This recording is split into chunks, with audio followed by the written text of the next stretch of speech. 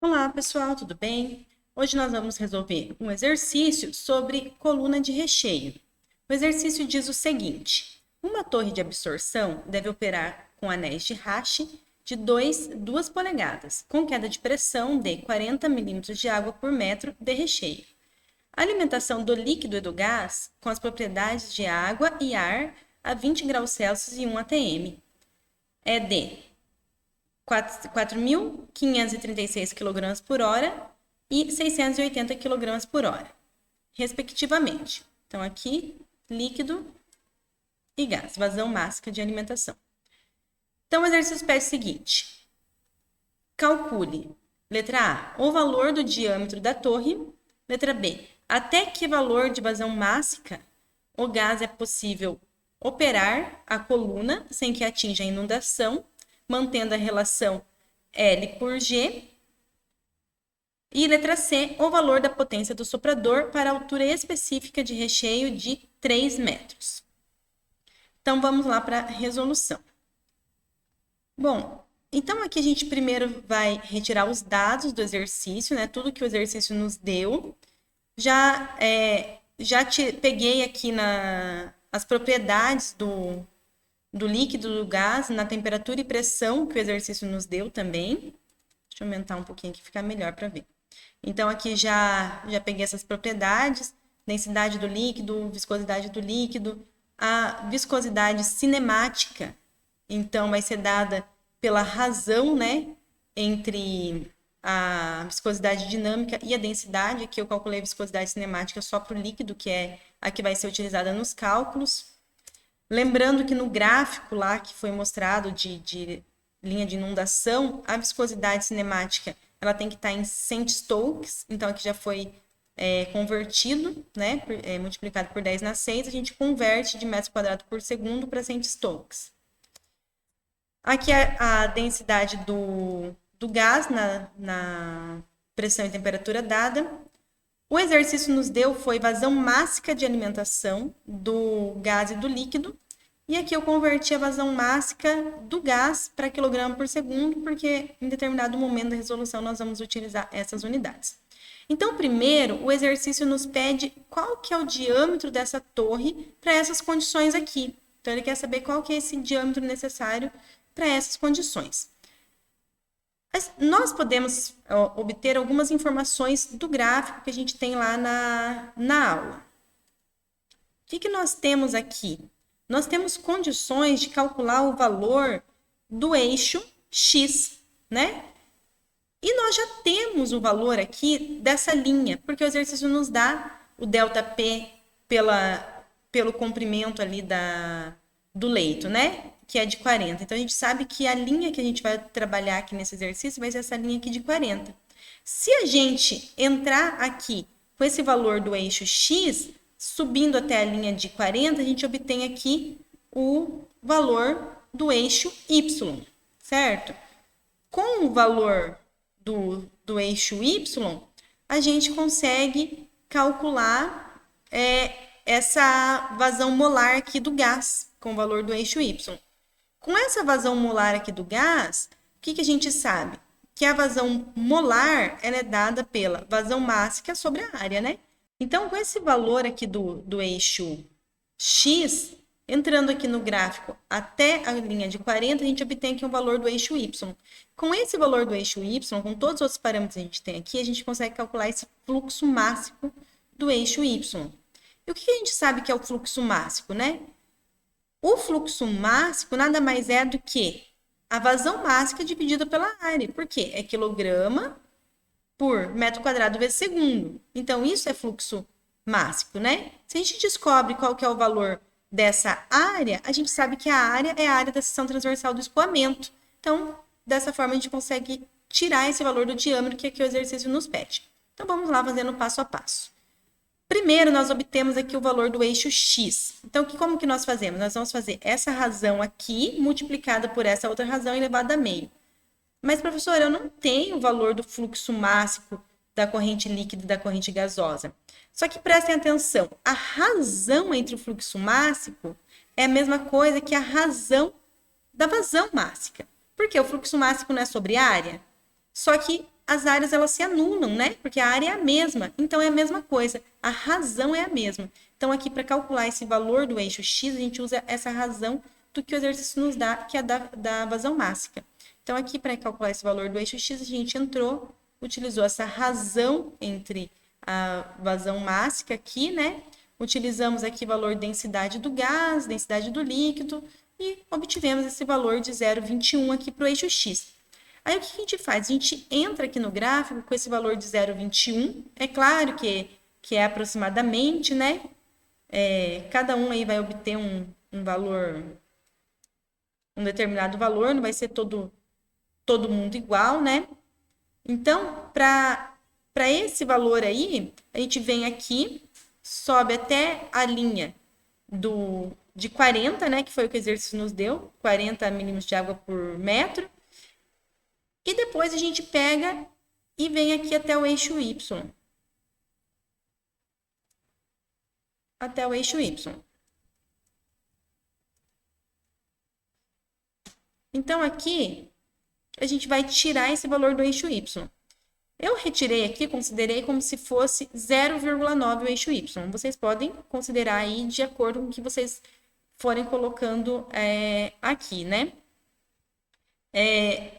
Na verdade, aqui eu poderia trazer um pouquinho mais para cá para conseguir chegar mais próximo desse valor aqui de mais ou menos 0,9. Mas, enfim, a gente vai ter valores um pouquinho diferentes, não tem problema. Então, o que acontece? Para a gente calcular esse eixo Y, né, para tirar esse valor do fluxo máximo aqui do eixo Y, nós precisamos saber esse fator de forma F. Então, nós vamos entrar lá na tabela da aula do fator de forma, que é essa tabela aqui. O que o exercício nos dá? Que o material é anel de Rache cerâmico, que é esse daqui, onde o diâmetro nominal dele era de 2 polegadas, né? Diâmetro nominal, 2 polegadas. 65 é o valor do fator F aqui para esse anel de Rache cerâmico. Então, aqui a gente coloca esse fator F igual a 65. Então, assim, com essa equação do eixo Y, a gente vai ter todos os outros parâmetros, podemos isolar o valor de G. Lembrando que nós precisamos entrar aqui com as unidades que tem lá na aula, né? Porque essa equação foi desenvolvida para essas unidades, que são essas unidades aqui. Então, essa viscosidade cinemática aqui vai estar em centi-Stokes. A única coisa que nós vamos fazer aqui é isolar esse G para obter o valor aqui dele, né? Então, a gente vai igualar essa equação a 0,9. Vai substituir o fator de forma F por 65, todos os outros valores que a gente tem aqui, nós vamos chegar ao valor de G igual a 1,14 kg por metro quadrado vezes segundo. Esse é o fator de... fator G não, é o fluxo máximo, né? Sabendo que o fluxo máximo é a razão entre a vazão mássica e a área, e a gente tem essa vazão mássica, e sabendo também que a área é πd quadrado sobre 4, quando a gente substitui esse valor de área aqui, nós chegamos que esse fluxo mássico ele vai ser 4 vezes a vazão mássica dividido por π vezes diâmetro ao quadrado. Então, aqui dessa equação, a gente isola o diâmetro, a gente tem todo o restante, né? A gente já tem o fluxo máximo que a gente descobriu, a vazão máxima que o exercício deu, a gente isola o diâmetro. Então, a gente chega nesse valor de diâmetro aqui igual a 0,46 metros. Ok? Agora, a letra B, o que ele pede? Na letra B, ele pede até qual valor de vazão mássica, não fluxo máximo, do gás é possível operar mantendo a relação L sobre G. Então, até qual valor é possível chegar? O valor máximo seria o ponto de inundação, né? Então, a gente volta aqui, o que a gente vai fazer? A gente vai entrar no gráfico com o valor do eixo X, que nós calculamos, que foi esse 0,21. Então, nós vamos entrar no gráfico e vamos até a curva de inundação e vamos retirar o valor de Y.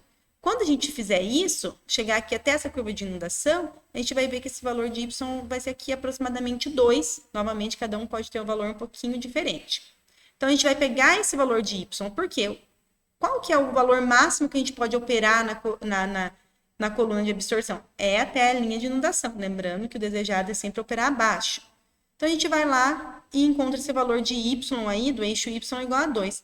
Então, depois disso, a gente vai fazer a mesma coisa. A gente vai voltar aqui nessa equação do eixo y, vai igualar essa equação do eixo y a 2 e vamos descobrir esse novo fluxo mássico aqui. E o que a gente sabe? Que a vazão mássica é o fluxo mássico multiplicado pela área. A área a gente consegue calcular porque a gente já tem o diâmetro. Então, é isso que nós vamos fazer.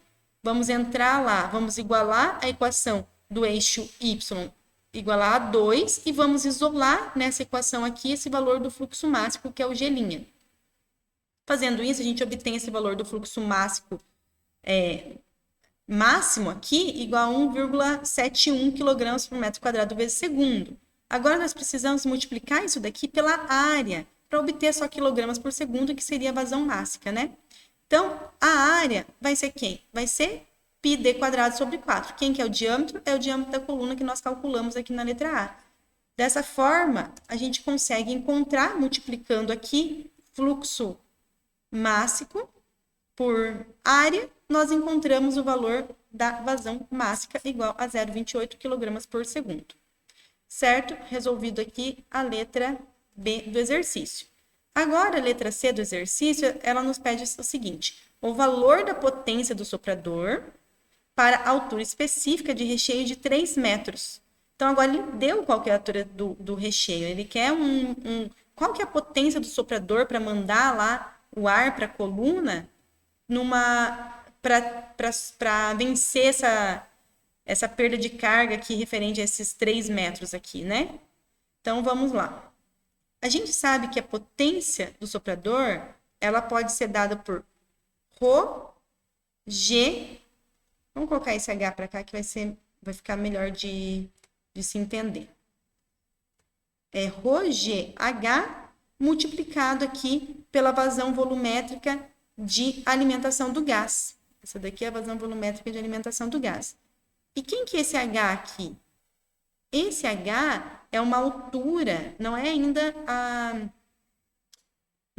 essa altura somente do leito. Esse H é a altura que vai considerar todas as perdas de carga por atrito que esse soprador ele vai ter que vencer, né, para poder levar esse ar aí nessa vazão volumétrica aqui de alimentação.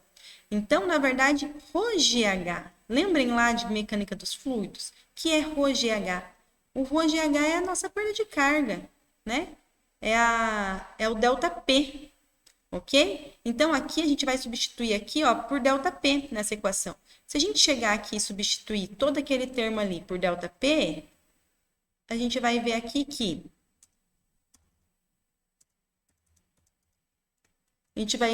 que essa vazão, essa potência do soprador vai ser ΔP multiplicado pela vazão volumétrica de alimentação. É isso que vai ser a potência do soprador, né? Então, quem que vai ser o ΔP? A gente tem o ΔP sobre L. O L, o exercício nos deu agora na letra C e disse que é 3 metros. Então, a gente multiplica o ΔP que o exercício nos deu, agora por esse L que o exercício também nos deu na letra C, para obter somente o ΔP. E também a gente já pode converter aqui o ΔP para Pascal, para a gente ter essas unidades aqui tudo no SI. Então, convertendo esse 40 milímetros de água por metro para Pascal por metro, a gente vai ter que é igual a 392 Pascal por metro. Multiplicando esse valor de 392 Pascal por metro por 3 metros, que é essa altura específica da coluna, a gente vai obter esse ΔP igual a 1.176 Pascal. Aí, agora, nós precisamos da vazão volumétrica para poder calcular essa potência do soprador ali. A vazão volumétrica, ela é dada pela vazão mássica dividido pela densidade. Lembrando que a gente está usando do gás, por quê? Porque a gente quer saber a potência do soprador. O soprador, ele manda gás, né? Ele vai mandar um fluido gasoso. Se fosse bomba, mandaria um fluido líquido. Então, quem que é essa vazão volumétrica? Vai ser a vazão mássica do gás dividido pela densidade do gás. A gente tem isso daqui também, né? Que o exercício nos deu lá no início. Vazão mássica do gás dividido pela densidade do gás. Então, a gente obtém aqui a vazão volumétrica do gás. Só substitui nessa equação aqui de cima, ΔP, que a gente calculou aqui, por essa vazão volumétrica, a gente vai chegar aí na potência útil do soprador, que é 216,9 watts. Só que ele diz aí que o soprador ele tem um rendimento de 0,5. Então, aqui agora não é mais a potência útil, né? É a potência que a gente vai precisar para esse soprador. Para a gente obter essa potência necessária, a gente vai ter que dividir a potência que nós calculamos pelo rendimento do soprador, que é 0,5. Dessa forma, nós chegamos aqui no valor de potência que o soprador vai precisar de 433,8 watts. Então, pessoal, essa foi a resolução desse exercício. Espero que tenha ficado mais claro essa parte da teoria que foi passada em aula para vocês, essa aplicação. E qualquer coisa, estou à disposição de vocês e até o próximo vídeo. Tchau, tchau!